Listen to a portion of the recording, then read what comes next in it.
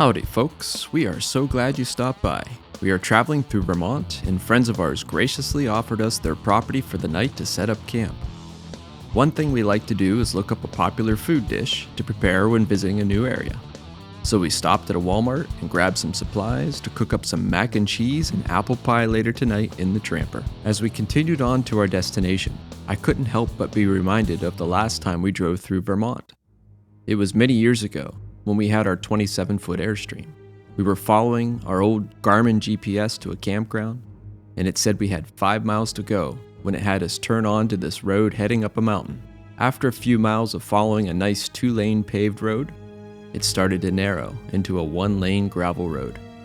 My heart sunk when I noticed a sign that stated the road was no longer maintained by the county and the telephone poles disappeared.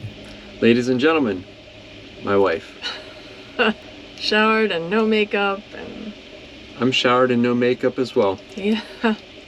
So we made it to Vermont. We're staying at a friend's property. It's just in the middle of absolutely nowhere, just wilderness all around, which is cool. So we're boondocking it here. There's a portage on and no shower. Yeah. First thing we did, we hopped outside and got our shower because it was after 8, and you know what comes out at night? Mosquitoes. Little bloodsuckers. Yeah.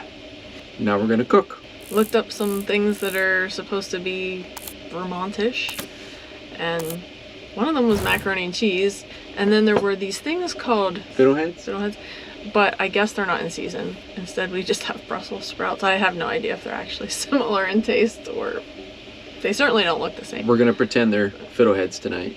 And then pie, apple pie and strawberry rhubarb pie. So we're doing... How are we gonna make pie in the truck?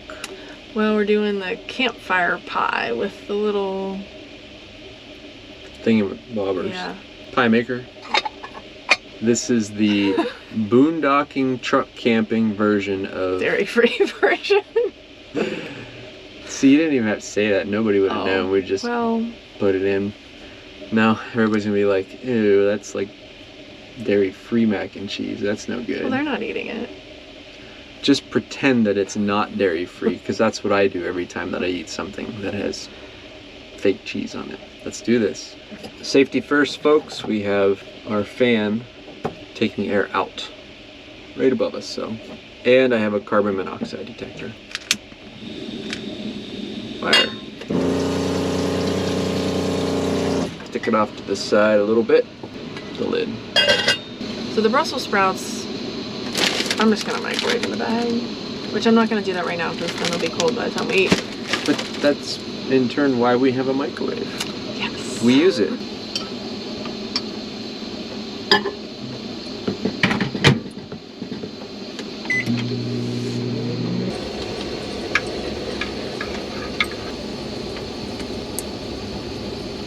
All right, our water is starting to boil.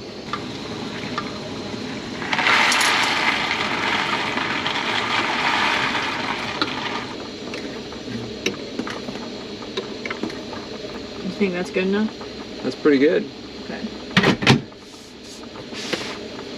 Pretty good. Did you set a timer at all? It's okay if you didn't. I just asked because I'm trying to time. I know, it's okay. I'm just trying to time the Brussels sprouts.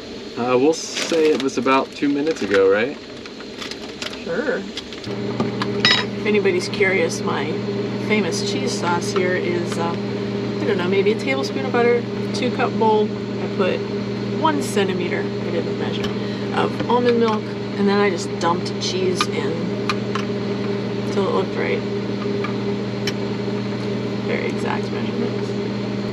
We haven't cooked like this since our little Amish trip. Right.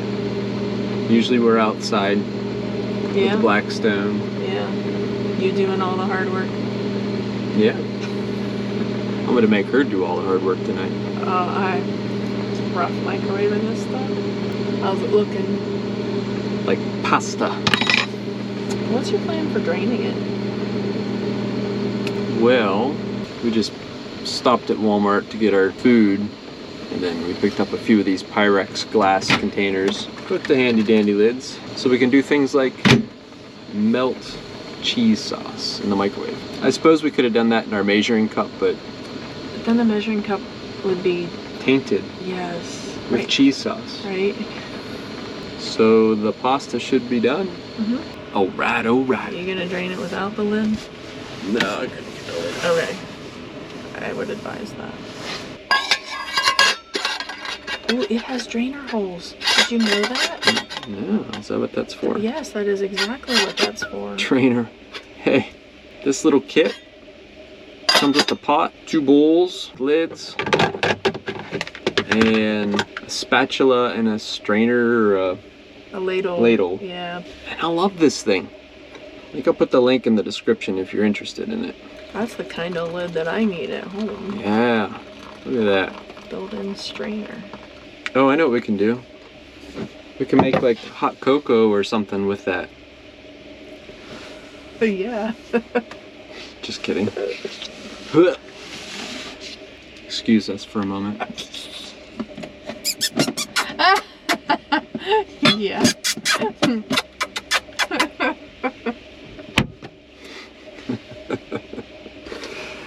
Oh, shenanigans.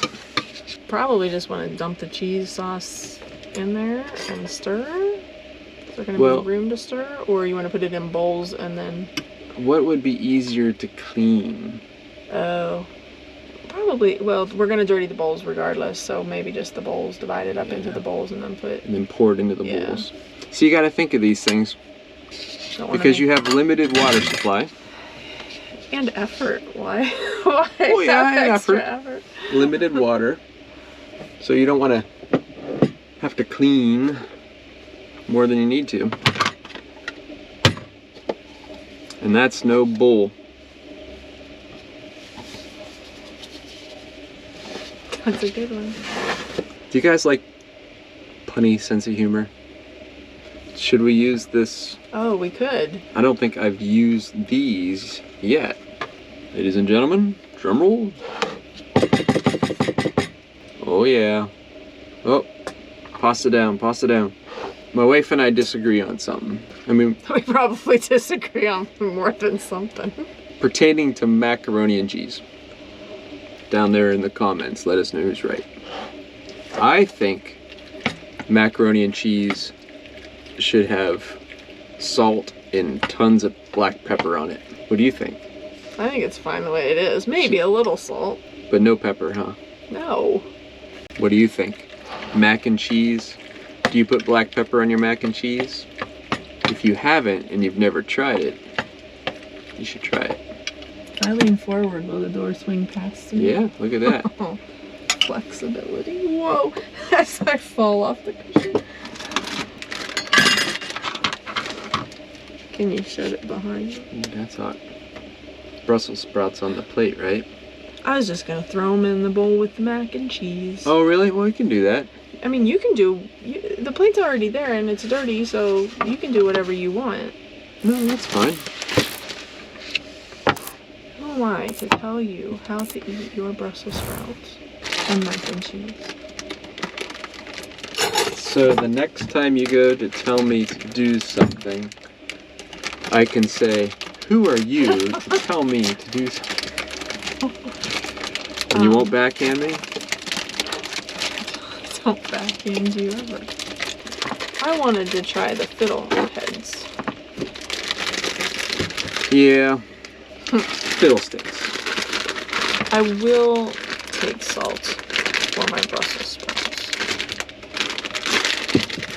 Oh, Brussels sprouts. Salt and pepper.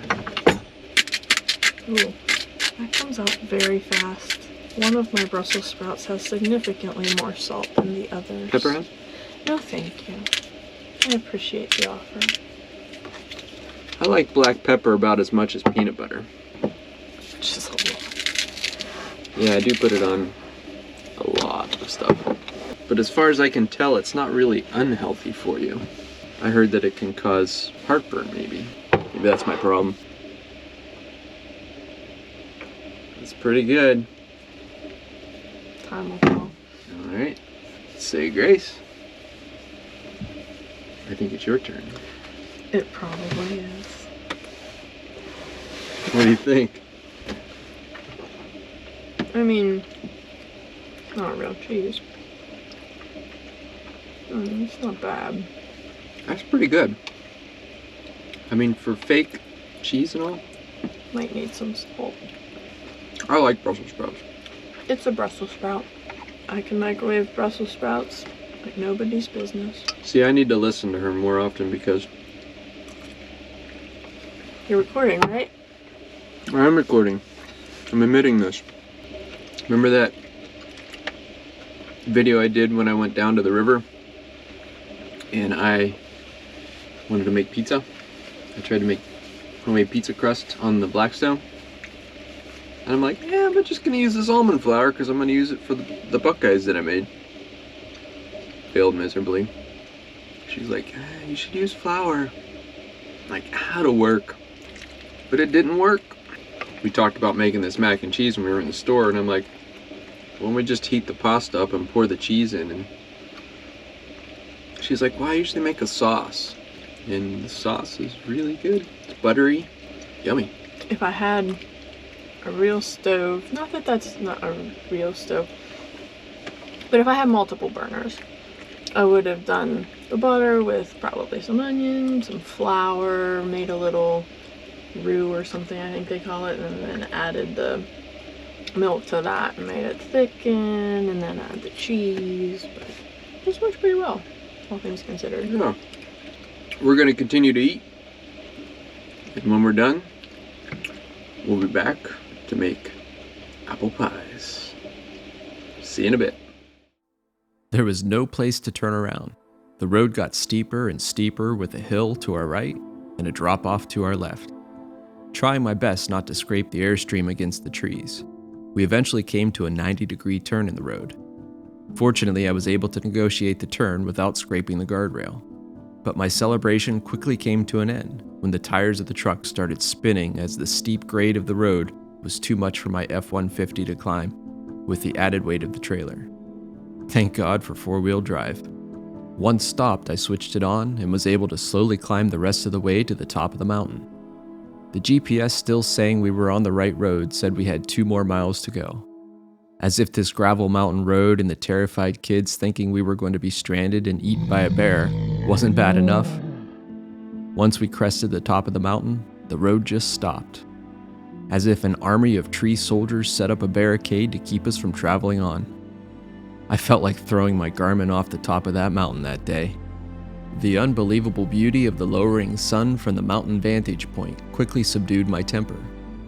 After taking it all in for a few minutes, I decided it would be best to figure out a way off of this mountain before we lost our light. I glanced around a bit and found an area that looked as if someone had backed a small trailer into the woods to dump branches and grass clippings. The Airstream was definitely longer, but it would have to do. I was able to get turned around with a few scrapes from the tree branches and slowly made our descent back down the road. The GPS rerouted us all the way around the mountain to finally get to the campground. Just before pulling in, we noticed another mountain road with the same name and a dead-end sign. Someone clearly forgot to tell Garmin those roads do not meet in the middle. We were just hoping this trip would be less exciting. Although, now equipped with a truck cap camper instead of an Airstream, we could have had an amazing campsite for the night. All right, we are back with another episode of Cooking in the Tramper. I am your host. Yeah, I don't remember my name. And your co-host, she doesn't remember. So where we're staying, there's a path that goes up a couple hundred feet, and there's a porta potty. So we took a break, and my wife's like, I need to go to use the restroom. So the folks that own the property were telling us about it, and they said, yeah, go check this out, and over there, and this and that, and oh, and watch out for bear. And it's dark, because it's 1:45. I wasn't worried. I give her one of my little aperture lights. It's really bright. Asked her if she wanted to take the bear spray with her. I want to know, I don't have any pockets, how I am supposed to juggle going to the bathroom in a pitch black porta potty while holding an aperture light, which is not cheap, and then juggling bear spray, and then doing what I need to do. That was my thought. I stood guard though. I went outside like a good husband, right? Yes, you are a good husband. She said I'm a good husband. I have it on camera. So, what do you think of the van? As I'm sitting here trying not to have my legs cramp up. My back cramped up. I would be interested. What do you guys think? Would you like to see me convert a van? Let me know in the comments. Oh, the wheels are turning. They taste good. Do they? They're called Cosmic Crisp. I've never had that kind before, but it said they're good for snacking, baking, and entertaining. We are entertaining ourselves. Looking good? Yeah. Get a zoomed in picture for you. Is that gonna seal the bread together? Being smaller than the... Do you think it will? I can tell you don't like my bread. That's probably why they said to put the bread in and then trim the outside off. Is that what they said? Well, yeah, but I wasn't sure how you would even do that, and why not just cut it right the first time? Spread butter on or margarine evenly on a slice of bread. Place the bread butter side down on the cooker. Add filling and cover with a second slice of bread butter side up. Close and latch the cooker. Trim excess bread. So it squishes it. That's how it makes the pie. Okay.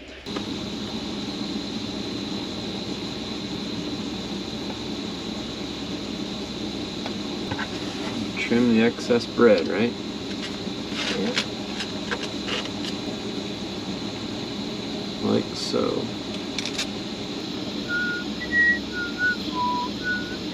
You should tell a campfire story. Campfire story, huh? Make an apple pie in a truck camper. It's gonna be mighty tasty and superb. Thank you, I'm here all week. I know. She's like, tell me about it. Ooh, it's starting to cook. It's like a mini little Dutch oven for inside the truck. Oh, this should be a bed.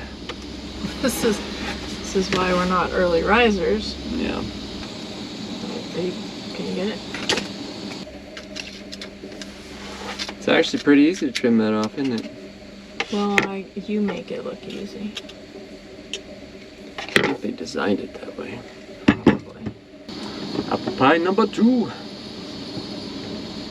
We were doing the same thing. You want that one or this one? I don't know, we'll see. I don't like burnt things, and that one is a little dark, but I'm not gonna say, oh, you have to eat the burnt one. I think she just did. We're sitting in the truck at 1:15 baking mini apple pies. Making memories. Hey, at least we're documenting these memories.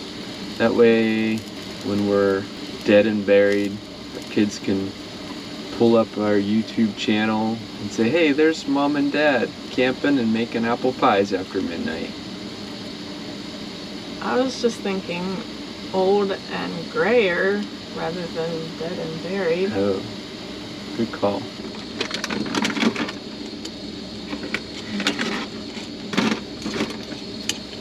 We could split both of them. That's a good idea. Alright. It's rare that we have dessert. Good job. I made Buckeyes once in here. But yeah, rare.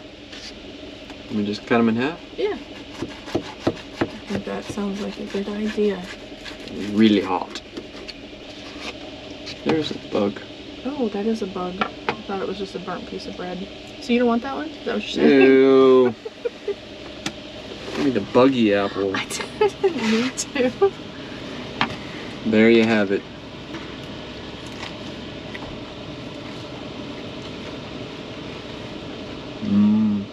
It's hot. But yummy. That was some good cooking. Good job. Good job. You. So we're going to call it a night. Thank you so much for joining us, and until our next adventure, Godspeed.